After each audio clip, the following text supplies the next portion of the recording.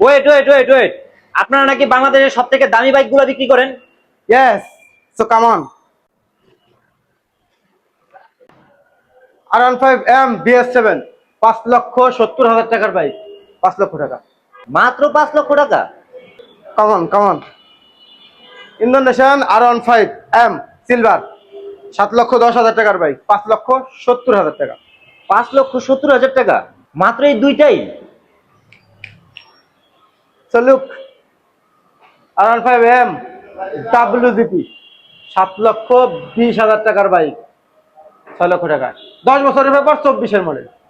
আর 6 লক্ষ টাকা এটা কিছুটা যায়, আর নাই ভাই? So come on. Come and look. This is Thai edition. New price 7,70,000 টাকা।